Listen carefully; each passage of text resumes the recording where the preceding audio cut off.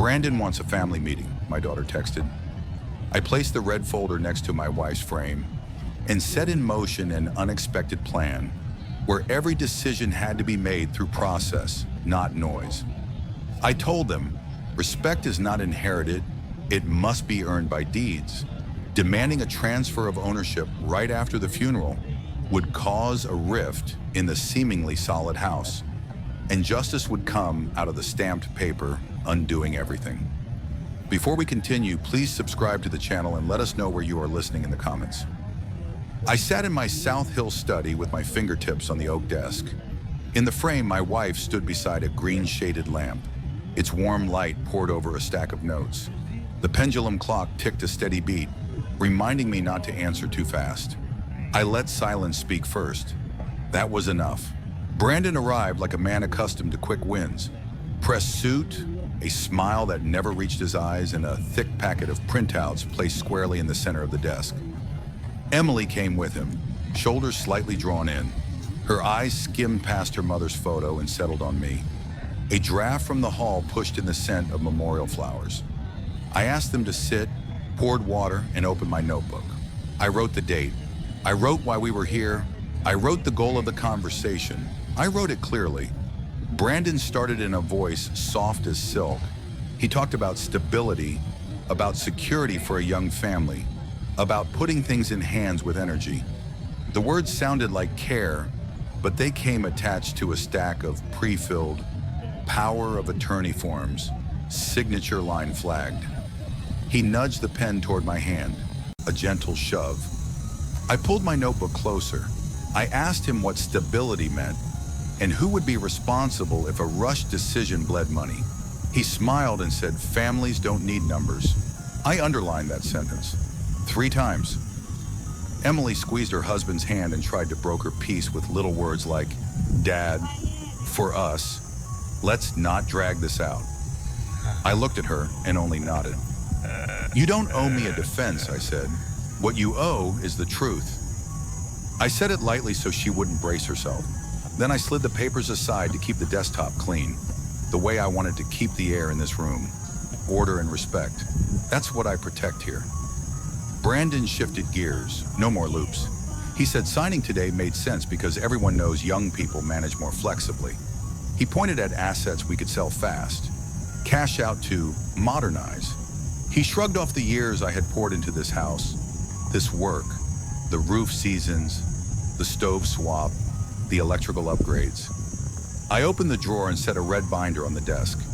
It wasn't heavy, but when it lay there, the room's center of gravity moved, not to show off, to remind us what paper remembers. Paper doesn't lie. I didn't open it. I rested my hand on it and said any transfer, if there is one, runs through 2 gates, verification and paperwork. No exceptions. I spoke slowly so each word could sit where it belonged. I'll do 3 things. 1, verify title and any active authorizations with the bank and the county. 2, draft and send a boundary letter setting the rules for how we talk, respect, transparency, and deadlines. 3, lock communications to email only so every word is captured accurately. I looked him in the eye. There will be no signatures on this desk today, no shortcuts. Brandon gave a thin laugh, as if I'd told an old man's story. He said families don't need red tape, that we shouldn't bring outsiders into private matters. I nodded. Families aren't afraid of process, Brandon. Families are afraid of disrespect. I slid the pen back to him. Keep it. We won't need it this afternoon. He leaned back, exhaled heavier, still clinging to timing. I let the silence pass and closed it with one line. Decisions belong to the process, not to feelings. Clear enough. Emily asked if she could snap a photo of an old renovation invoice for nostalgia. I declined, gently. Documents will be presented in the right place, at the right time, with the right redactions. Random phone shots are disrespectful to the person who paid and to the house itself. She nodded, eyes bouncing between the red binder and her mother's photo. I shifted us to specifics I would do at the start of the week. Not to promise, to schedule work. clean and clear. I opened my notebook and read the bullets aloud. Confirm at the main bank. Book the county extract. Contact a nearby notary so witnesses are ready when needed. Draft the boundary letter with 3 pillars: respectful speech, minimal necessary documentation, and firm response windows. Attach a proposed agenda for a formal dialogue. Order of speakers, time limits, and a yes-no Q&A segment to keep it from sliding into personal attacks. All replies go through the group email. I'll BCC counsel to keep the language tight. There will be a log, not a line missing. Brandon leaned in. If we don't accept your new rules, he said, he'll just invite the relatives over and settle it at the house. I turned the page. I wrote that down verbatim, then looked up. No one is banned from talking, but every conversation runs inside the frame, in a place that allows it, under rules that allow it, with people willing to respect each other. I paused 1 beat, then added 3 words. Otherwise, no. Wind scraped along the eaves. I poured more water. Emily said she understood I needed time and asked how soon I would send the letter. I smiled and said I'd email the boundary letter and agenda early in the week with a response deadline. I repeated email only and asked them not to call or text outside the thread. It's for the log, for accuracy, for everyone's calm. I closed the notebook. Everything for this afternoon ends here. Neat and sufficient. Brandon stood, fixing his cuff like a man who'd lost a small hand, but still had moves to play. He gathered his papers and told me I was making things complicated. I answered softly, "Complicated is what impatient people call responsibility." He said nothing. Emily said goodbye, voice small. I walked them to the door, kept my hand on the knob so the hall's cold air wouldn't spill into the house. The door clicked shut.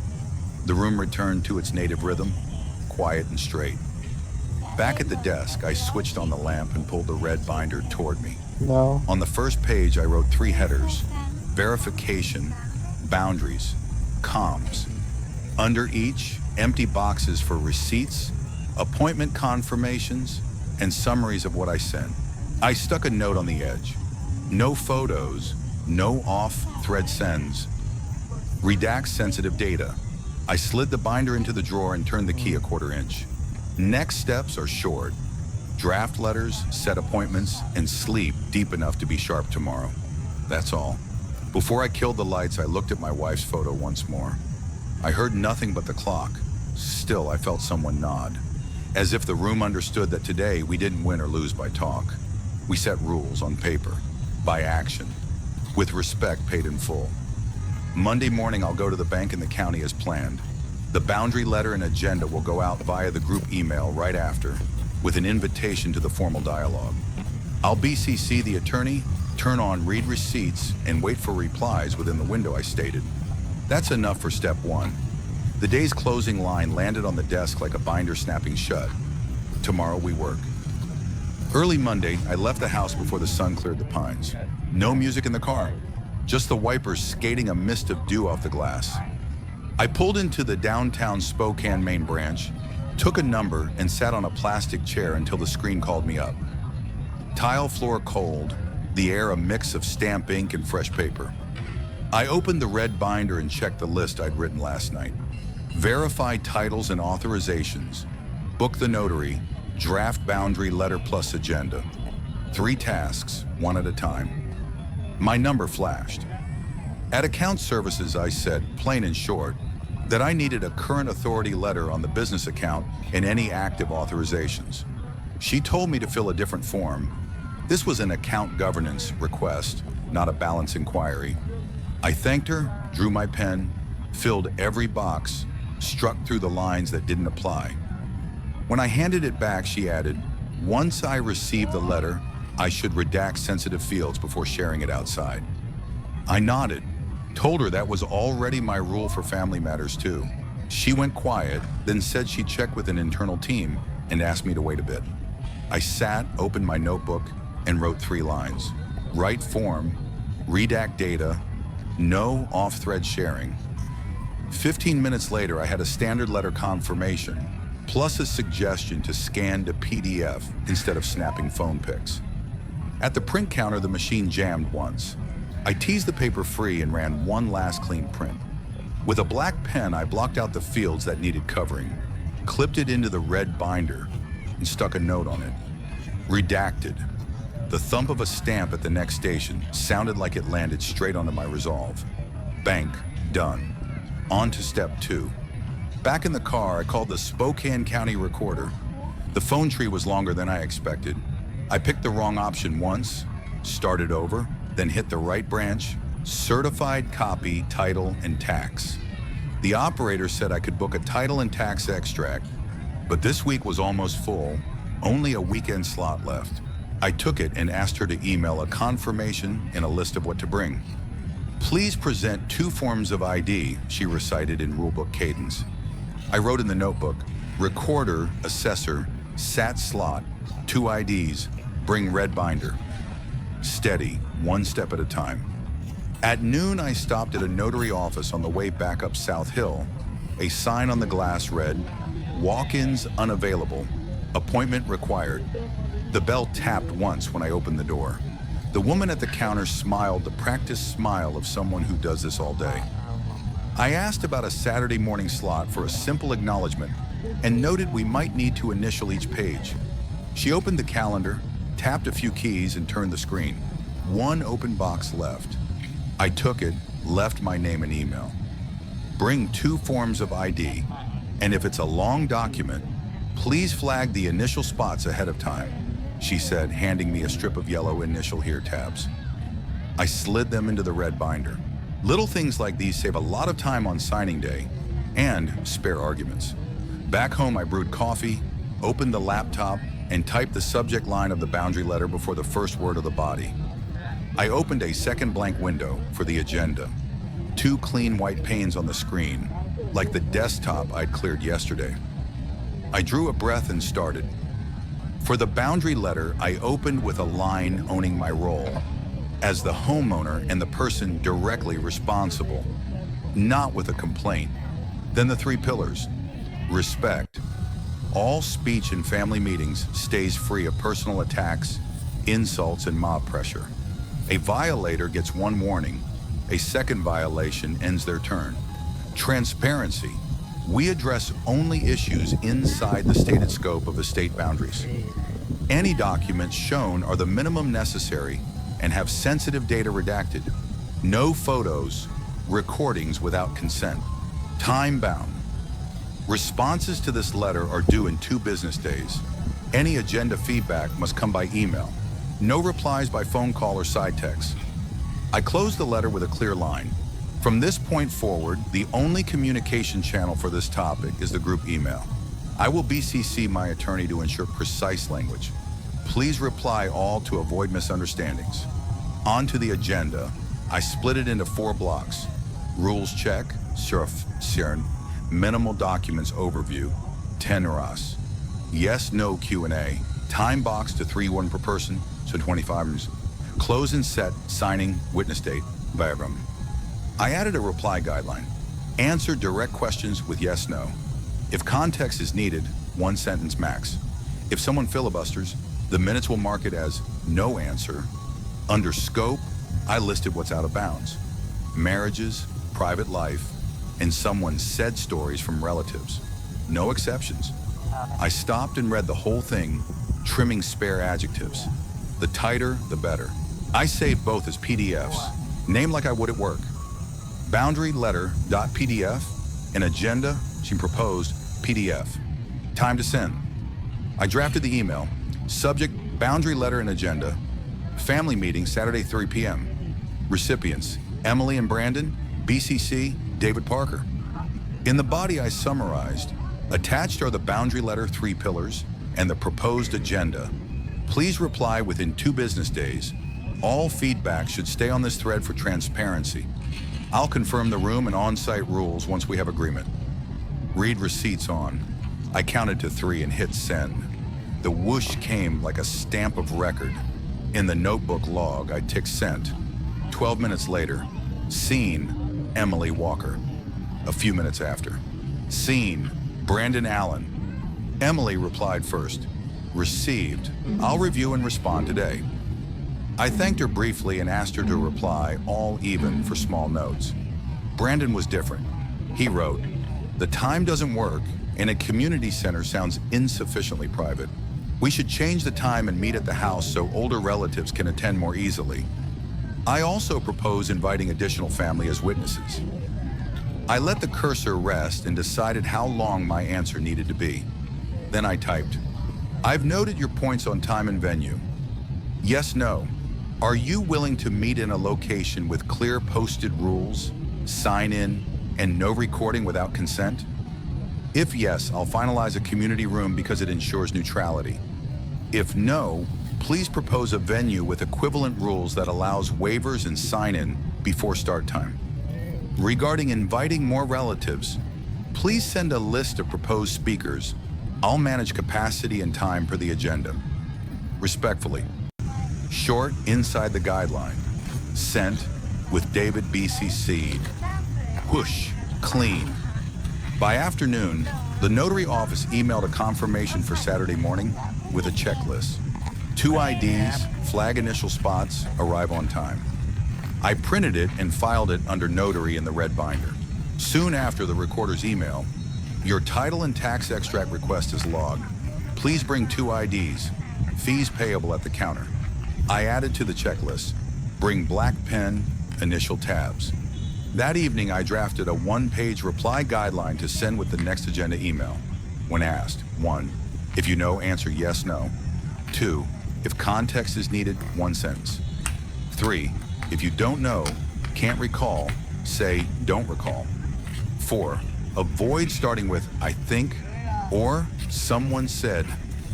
I forwarded it to David. He sent back a single line. "Looks good." I smiled. Sometimes silence is the best compliment. Night fell fast over the ridge. I turned off the kitchen lights and left the study lamp low. The red binder was thicker than it had been at dawn. Bank authority letter, redacted. Recorder confirmation, notary slot, the boundary letter and agenda sent. I added a skinny contents sheet on the inside cover. 1, bank authority, redacted. 2, recorder confirmed. 3, notary slot. 4, boundary letter. 5, agenda proposed. 6, read receipts. I didn't take a single picture. Everything will be scanned once the final pack is set. Discipline is a habit. Habits save me from impulse. The phone buzzed. Brandon again. His email. "If you won't change the time, I'll invite the whole family over Friday night to sort this out. We're not afraid of your rules." I looked at the sentence longer than usual. Not surprised. Noise always arrives before evidence. I rested my hand on the red binder, drew a breath, and answered with 1 line, inside the yes-no frame I'd set. "Yes, no. Will you agree to yes-no answers per the agenda at a venue with posted rules and neutral witnesses? If no, I'll record no and note your ashtam in the minutes as proposed meeting outside rules. Please confirm." Send, BCC David, read receipt on. The whoosh faded, leaving the room's usual quiet. I closed the red binder, slid it into the drawer, and hit the light. Tomorrow I'll book the community room and confirm house rules with the desk staff. Then I'll issue the final agenda SHIO guideline once the extracts and letters are in hand. 1 task, 1 step, in order. End of day 2, by process, on paper, with calm. By morning, my inbox pinged like hail on a tin roof. Subjects all sounded the same. Long on feeling, dressed like a backyard reunion. I set my coffee down, opened the red binder, pulled my chair in. Each email goes in its own thread. Each thread gets the standard reply. No wandering. Brandon wrote first, CCing a few relatives I barely see on normal holidays. He talked about tradition, hearing the elders, and not turning family into a courtroom. I answered with last night's template, thanks, noted, and a single yes-no at the end. Do you agree to answer yes or no within the proposed frame, with a neutral witness present and posted rules, yes or no? I BCC'd David, turned on read receipts, and logged 1 clean line in the notebook. Brandon, yes, no, witness plus rules. Soon 2 ants from the in-law side hit reply all. One called paperwork fussy, the other said, let the whole clan decide. I thanked them and pasted the guideline right under it. Answer yes, no, scope limited to boundaries, assets, and process. No personal attacks, no recording without consent. Then one simple question for both. Do you agree? Tone even, sentences short, no extra explaining. When the thread went quiet for a few minutes, I knew the weather front of feelings had moved to another direction. Silence is still a reply. I called the downtown branch. The man who answered sounded tired but courteous. I gave my name, referenced yesterday's authority letter, and asked something else. Would he attend the meeting as a procedural witness? I defined it. No numbers disclosed, no off-script questioning, just confirm the process. He paused, said he'd need approval. I offered to send a formal invitation laying out role, time box, and the no confidential data rule. He agreed. I drafted invitation, neutral witness, role, observational only, duration, the Q&A block. I didn't ask for more. I just need someone to see how we talk to each other. That's all. Late morning, the notary reconfirmed Saturday's slot with a half-joking note. Bring 2 IDs, and don't forget to flag the initial spots. I thanked her and asked if she could also serve as a witnessing signer if we needed a neutral attestation after the meeting. She said yes, so long as the document is clear and doesn't ask for legal advice. I smiled. Clarity is what I've been after from the start. I printed Guideline V1, on and filed it behind the Witnesses tab. 3 big bullets on the cover page. Yes, no, scope, time limits. I trimmed the edge for a clean stack and added a colored tab. Small work, but it settles me. What needs seeing sits where it belongs. Order breathes easier than chaos. At noon, I stopped by the South Hill Community Center. The front desk glowed cool white, clean wood counters, a rules placard right by the door. No recording without consent. Speakers must sign in. I explained the room request, the time window, and the rules I needed enforced. The clerk checked the calendar and said she could pre-approve if I filed a security form and deposit before pickup. I asked to take the forms home so nothing gets missed. She slid over a rules of use sheet and tapped the bold line. Sign-in required. No harassment. Follow staff instructions. Exactly what I need, I said. She smiled. Not many families booking meetings here want rules this clear. Key? Clear rules are the only way to keep the peace, I said. She nodded. Good enough. Back in the study, the inbox lit again. Brandon replied he didn't mind the yes-no, but insisted we meet at the house for convenience, and he still wanted to invite more people. I sipped coffee, opened the guideline, and wrote back. I've tentatively booked a community room with no recording without consent and sign-in. Yes, no. Will you attend at a venue with posted rules like that? If no, please propose a site with equivalent rules and waivers. For speakers, send names and roles so I can order them and assign time. I kept the tone even so his heat had a place to vent without scorching the whole conversation. Another relative jumped in with a long nostalgia piece ending. At home, we don't need fussy paperwork. I didn't fault him. I used to believe that too. I quoted one line from the guideline. Ownership is documented, discussion respects documents.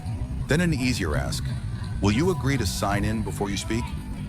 10 minutes of quiet, then a single word, agree. I let out a breath, like easing a nail from wood without splintering the edge, one at a time. In the afternoon, I sent the formal invite to the bank officer. Role, neutral witness. Scope, verify process only. No confidential data requested. I attached guideline 1.1 in the boundary letter so he could see the frame. In a separate note, I CC'd the community center staff asking if we could post a small door sign. No recording without consent. Speakers sign in. She replied fast. Yes, as long as it's clear and doesn't cover the main rules board. I nodded at the screen. One more anchor set for the coming set piece. Mid-drafting, a long email from Brandon popped up. Meeting at home, he argued, shows respect to elders. A community center feels cold like a courtroom. I didn't touch the feelings. I went back to yes, no. Respect comes from how we speak and listen, not where we sit. Will you answer yes, no per the guideline at a venue with clear rules? I added a softer line. If we have many elders, I can book a ground floor room near parking with high-back chairs and hot water. Between reason and feeling, there still needs to be a bridge. Make it sturdy. An ant spiked the thread. Paperwork is for saving face. In the house, one word is enough. I wrote back, one word is enough when it carries responsibility. Yes, no. Will you sign the rules waiver before you speak? No one wants their words floating on paper without responsibility attached. Silence fell over the thread again, like a damp blanket. Unpleasant, but useful. I marked the log. Mini public check. Thread quieted. Late afternoon, the community center emailed, room pre-approved, security form to be signed at check-in, deposit refundable per policy. I printed it and filed under room. I added a new line to the guideline. Speakers arrive early to sign in and sign the waiver so no one else loses time. Small guards keep the current moving, like a neat little dam across a stream. I wrapped the day with a short roll-up to the family thread. Updates. NESA 1 community room pre-approved, security form pending signature. 2. Guideline 1.1 attached. 3. Please send proposed speaker list today. 4. For any question, answer yes, no first, then one sentence if needed. Send. Whoosh. I closed the red binder and added a fresh tab.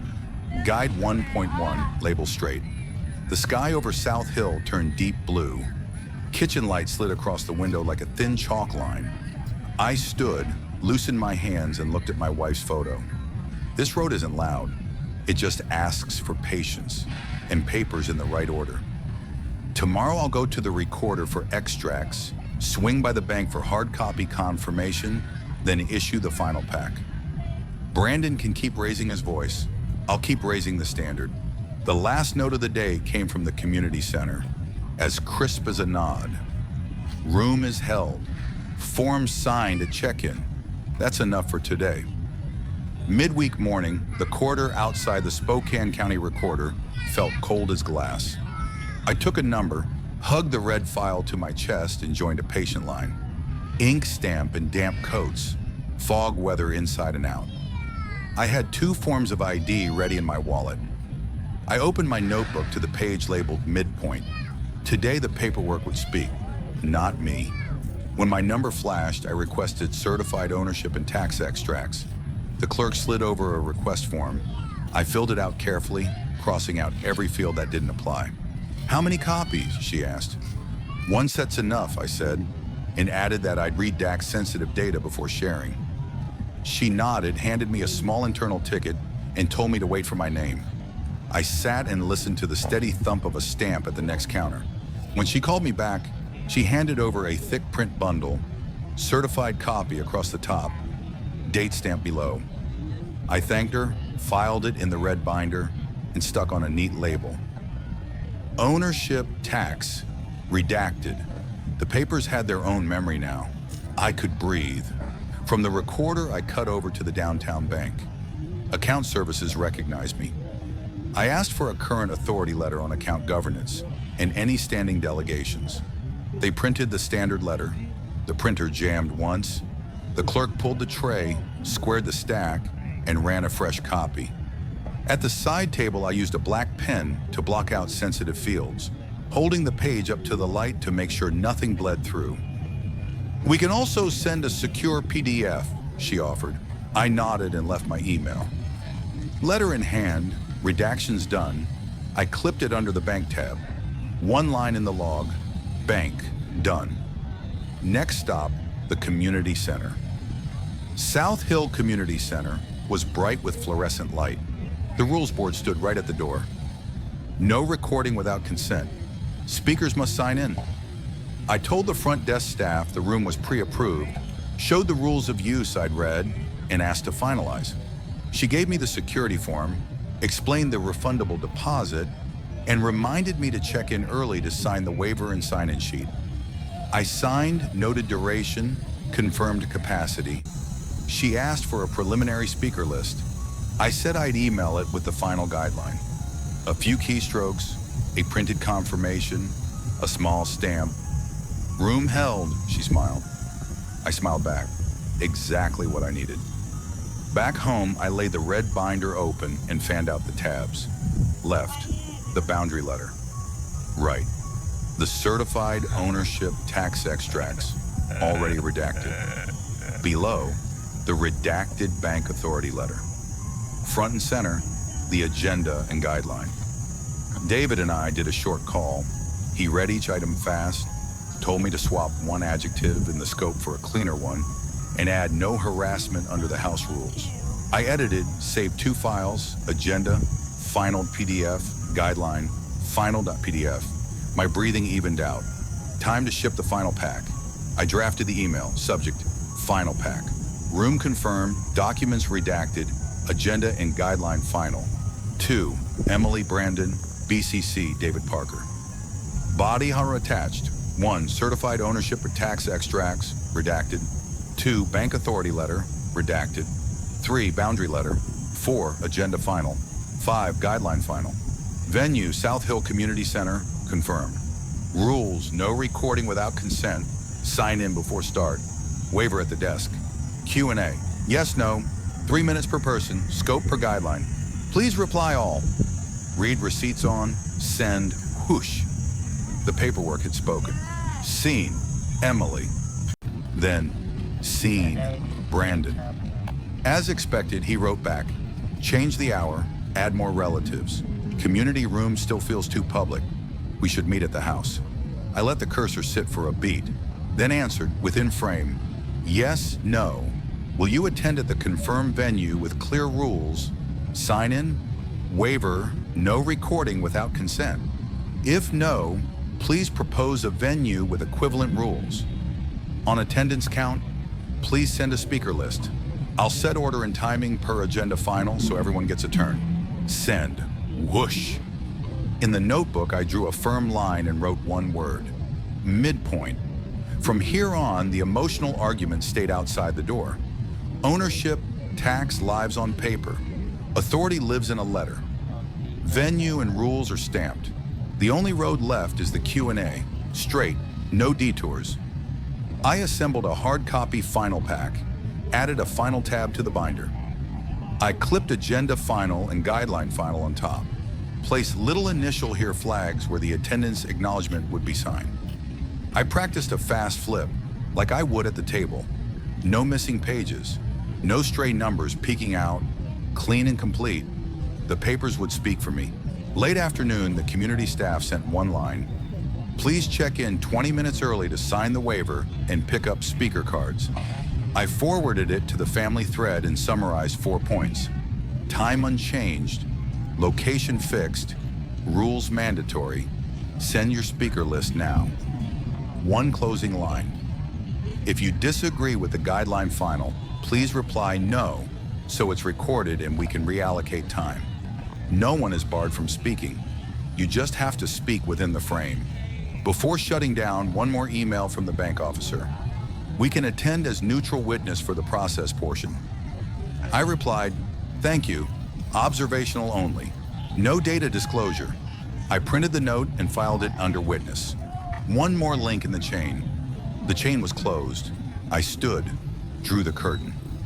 Spokane sky slid past the window like a long blue tape. I touched the edge of my wife's photo frame. On loud days, what keeps me upright isn't my voice. It's papers in the right place. Process done the right way. Boundaries written so everyone can see exactly where they stand. The last chime of the day pinged like a small bell at the porch. Confirmed, please arrive 20 minutes early to sign the waiver. I closed the red binder and set it on the shelf. Midpoint had passed. From here, there's only a straight line. I got to the South Hill Community Center 20 minutes early, just like we said. The front desk was lit in hard white. The rules board sat by the door. No recording without consent. Speakers must sign in. I set the red binder on the counter and pulled 2 sheets to the top. Agenda final and guideline final. The attendant checked the deposit, handed me a waiver and a speaker card. I signed, then stepped aside to make room for whoever came next. Process first, feelings later. Emily arrived before Brandon. My daughter said hello politely, signed in, clipped a name tag to her sweater. I tapped the line that read, "No recording without consent." She nodded low voice. "I understand." I smiled and passed her a printed guideline with a little yellow "Initial here" flag on the corner. No. She skimmed it, then signed for receipt. A small motion, but necessary. Brandon walked in just as the wall clock ticked past the hour. He gave the room a once-over, paused on the rules placard, then looked at me. "Meeting here feels like a courtroom," he said. Half joke, half test. I pointed to the words "community room" on the door. Community rooms need rules so everyone gets a turn. I handed him the waiver and showed the signature line. He read it, exhaled, signed. The attendant clipped his speaker card onto the board. The ink dried fast in the cold light. Everyone had signed in. I opened the door and waved us in. The table at the front was set for the chair. Right in front of me sat a 3-minute countdown clock. To my right, the bank officer, here as a procedural witness, caught my eye and nodded. He hadn't brought any files, just a small notebook, exactly as I asked. Exactly. Observe, don't disclose. In the back, the community staff ran a last check on the speakers and reminded us, no recording without consent. Her voice was as steady as a ruled line. I was grateful for that steadiness. I read from the agenda final. 5 minutes to confirm the rules, 10 minutes for minimal documents, 25 minutes of yes-no Q&A, and 5 minutes to close. I went slow, finger under each line. Each speaker gets 3 minutes. When the bell rings, please stop. I held up the guideline. Answer yes or no to direct questions. If you need context, 1 sentence. If you don't remember, say "don't recall." No personal attacks. I looked around. If you agree, please raise your hand. Hands went up. I counted enough. We began. Item 1, minimal documents. I placed 2 redacted sets on the table. Certified ownership.tax extracts with the date stamp and the standard bank authority letter. I turned the pages so everyone could see the careful black blocks. No sensitive data slipping through. These are what I rely on when I talk about rights and responsibilities, I said. The bank officer confirmed the process. These are standard format letters, no numbers. Neutral voice. I thanked him with a nod. Just enough. Item 2, yes, no Q&A. I pressed the timer. 3 minutes rolled backward, the LED ticking quietly. First question, I said to Brandon. Did you text proposing immediate transfer signatures, and if not signed, you'd bring the whole family over to the house? I slid a redacted print of the email, log voicemail into the center. Subject line, timestamp, excerpt intact. Private contact lines blocked. Brandon glanced down. What I meant was, I wanted to move things along. Yes or no, Brandon? My voice was even. My hand rested beside the guideline. He swallowed. Yes. The bell dinged right as the word landed. I marked yes on the record. Second question, I flipped to the next page.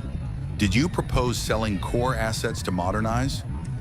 I tapped the thread where "sell fast" and "pull capital" appeared in his own words. He leaned back, looked at Emily, then back at me. Yes, but I meant it as an option. Thank you, I said. Yes is sufficient for the record. Ding. I marked yes. Third question, I nudged the final pack forward. Do you acknowledge that ownership, tax, and the bank authority have been confirmed per the redacted documents in the final pack? Brandon looked at the blacked out blocks, then at the certified copy stamp. He hesitated. I'm not a lawyer. This is about the existence of documents, not interpreting law. Yes or no? A long beat. Yes. Ding. Yes for the third time. From the left row, a relative asked for a minute. I nodded and set the time box. 1 minute. She asked whether we could shift the hour to accommodate older family members. I smiled. Yes, no. Do you agree to sign in and to no recording without consent? She nodded. Yes. I wrote yes beside complies with rules. Then the schedule stays as set, I said, but I'll move elders to the front of the speaker list. Her shoulders dropped. Rules serve people. They don't sit on their backs. Brandon raised his card. I pointed to it and reminded him. 3 minutes. He spoke about respect for elders, about feeling treated like an outsider, seeing a bank officer in the room. I let him finish one sentence. Then I pointed to the scope line on the guideline. The neutral witness confirms process only, no content. Yes, no. Do you agree to a procedural witness confirming that we follow the agenda or guideline? He glanced at the countdown, 15 seconds left, sighed. Yes. Ding. I marked yes. I summarized the Q&A. Brandon's 3 principal items, all yes. A few side questions from relatives. Yes on rule compliance. 2 questions scored no answer because the speakers dodged the yes-no format. I noted clearly, declined to answer under yes-no rule. I looked around. All yes-no-no answer items will go into the minutes and be attached to the email recap. If anyone needs a word tweaked, please submit that in writing today. The bank officer gave a short confirmation that the process matched the description. Agenda and guideline were followed. I thanked him, still neutral, reassuring. I moved to close and signing milestone. Saturday morning at the notary office, we'll sign the Q&A minutes and the statement of boundaries and conduct conditions. Please bring 2 forms of ID, arrive on time, and initial each page where marked. I set a stack of little initial here flags on the table so everyone could see. Right after this meeting, I'll send the recap email with Q&A minutes, the final pack, and the when-where for signing. The community staff reminded us softly, please return your speaker cards at the door. I nodded thanks. The room's rhythm never broke. Brandon stood, hand braced on the chair back, like weighing a last push. I kept my gaze steady. If you have more questions, please send them by email, I said. Yes, no is enough for today. He looked at the bank officer, then at the guideline on the table. In the end, he dropped his speaker card into the basket without another word. I noted in my book, set piece complete, rules intact. We stepped out. The attendant returned the deposit paperwork and reminded us again to check in early next time and sign the waiver. Emily leaned in and whispered, this way, it's easier to breathe. I said, rules help us breathe together. She smiled. That was plenty. I closed the red binder and thanked the bank officer for his time. He answered cleanly, glad everyone respected the process. A brief handshake. Just right. As the door swung shut, a new mail chime buzzed in my pocket. The bank officer had followed up with a line. Recommend bringing a signing checklist Saturday to save time. If needed, the notary can scan PDFs on the spot. I replied, noted. With my palm on the red binder, I felt the weight of those redactions exactly enough. No more, no less. The set piece ended in order. No winners, no losers. Just a record, and the ability to keep talking without tearing anything open. Tonight I'll write the recap, attach the Q&A and the final pack, and lock in the Saturday signing. Down the hall, the wall clock dropped a single ding like a period. Signing day was coming. Saturday morning, the notary office felt cool as a sheet of glass. A small sign at the counter read, "We are not attorneys. Please consult counsel." I opened the red binder and checked my list one more time. 2 forms of ID, the final pack, the Q&A minutes, a stack of initial here flags. The wood desk gleamed. The scanner hummed a steady bzzz. I took a long breath. Today we sign. No arguing. The notary seated us. I set the binder down and handed over my 2 IDs. She compared the photos, nodded, and slid them back. This is a thick packet, she said, pulling a strip of yellow flags and sketching quick little arrows. Initial here. Brandon arrived a half-beat late, still in time to sign in at the counter. His eyes flicked across the no legal advice placard. Emily sat beside me, fingers tucked into the hem of her sweater, breathing deep. David wasn't there, but I already had my email window open to BCC him once the scans were done. Roles clear. Everyone do their part. I read the statement of boundaries and conduct conditions out loud, item by item, more vow than warning. Respect, no insults, no personal attacks, no rallying a crowd. One reminder for a first offense, repeat and your turn ends. Transparency, we stay within scope, inheritance is boundaries. Documents presented at the minimal necessary level with sensitive data redacted. No recording without consent. Time-bounded. All responses go email only with stated deadlines. If missed, a temporary pause on contact and a cut to privileges according to the appendix. I laid an extra sheet on top. Communication appendix. Email only. In-person only with a written agenda and sign-in. All future disputes use yes-no Q&A, a soft no trespass for living space, no drop-ins, scheduled by email. I looked up and met Brandon's eyes. That's the frame, I said quietly. No more, no less. The notary passed out pens. Sign here. Initial each page where flagged. Brandon picked up his pen and flipped fast. I only want to change one phrase. Cut privileges to review privileges. He looked up. I shook my head and pointed at the last line of the guideline final. Changes only if everyone agrees in writing after consulting counsel. Today, I said, we acknowledge exactly what we agreed to in the prior meeting. The notary turned to him, gentle but firm. If you want to propose a change, you can do so after this document is in effect. Today, I'm certifying signatures. Brandon held his pen in the air for a second, then set it down. I'll sign. His voice was rougher than usual. One piece done. I signed first, initialed every corner. Emily signed under read and understood, her hands steadier than I expected. Brandon signed the acknowledgement page. On page 7, he hit the wrong box on the left margin. The notary paused, marked a small void beside the mistake, then added a new arrow. Initial here where it belonged. Please sign again, she said. The printer hiccuped with a sudden bees-ass clack. A staffer slid the tray out, freed the jam, flattened the page, and reprinted the final copy. Minor friction, just enough to remind us to be patient. When every flag had an initial, the notary took the seal. Thump. Dark red ink landed on the lower right of the last page. Beside acknowledged before me. Another thump for the Q&A minutes. Brandon watched the seal and let out a breath. I didn't look at him.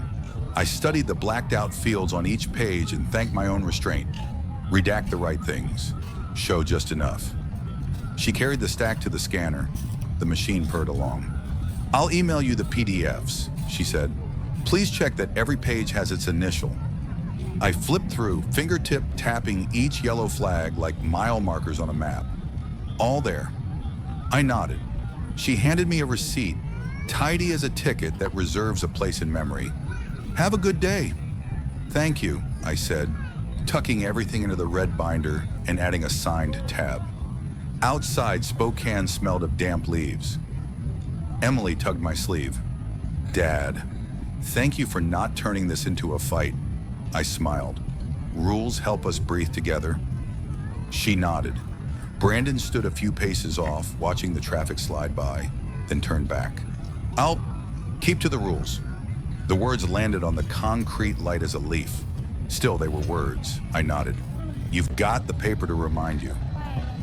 That afternoon, I sat at my desk and opened my inbox. The PDFs arrived, 3 attachments. Boundary declaration, shuck signed.pdf, Q&A minutes.pdf, guideline final.pdf. I opened each, zoomed into every corner of every stamp and initial. No missing pages. Then I drafted the final recap. Subject, recap. Signed, Boundary Declaration and Q&A Minutes, or Notary. 2, Emily Walker, Brandon Allen, BCC, David Parker. Attachments, Boundary Declaration. Signed.pdf, Q&A Minutes.pdf, Guideline Final.pdf. Summary. Today at the notary office, we read and signed the Statement of Boundaries and Conduct Conditions. The Q&A minutes were acknowledged. The notary affixed the seal. Single channel, email only for all related content. Effective now. Sign in before any meeting. No recording without consent. Disputes answered via yes, no Q&A, soft no trespass for the home. No drop-ins, scheduled by email. If violated, one reminder, repeat, 30-day pause on contact, plus revoke privileges, no borrowing assets, no interference with operations for the duration stated in the appendix. If you want to suggest wording, please do so in writing within the specified window. I double-checked recipients, BCC David, turned on read receipts, clicked send. Whoosh. In the family project log, I drew a rectangle around signed and wrote a short note beside it. Loop closed. The pendulum clock ticked 3 slow beats, like a knot in ink. The room was quiet, easy in my chest. A corner alert lit up. Scene, Emily Walker. Seconds later. Scene, Brandon Allen. I didn't wait for replies. I was waiting for the quiet that comes with a new frame, the kind with a seal, signatures, and a way back for later disagreements. I shelved the red binder on the top rack and left a little space beside it for the months of peace I mean to have. Not a peace with no voices, but a peace with rules for speaking. Before lights out, I texted David a line. All signed, notary stamp is clear, moving to maintenance mode. His reply was neat. Well done, I smiled. Few words exactly right. Outside, South Hill darkened. Porch lights skimmed the steps in a thin stripe. I stood an extra moment by my wife's photo, hand on the frame. Some kinds of love last longer if you learn to stand one step back. Boundaries don't oppose anyone. They protect what remains. My inbox pinged once more. One line from Brandon. Read, I'll use email only. I typed 3 words in reply. Thank you. Then I shut the laptop. The journey to here is enough. The rest is keeping the promise. And you keep it by doing. If you like the story, please like this video. Subscribe to the channel and share your thoughts on this story in the comments. To hear the next story, click on the box on the left.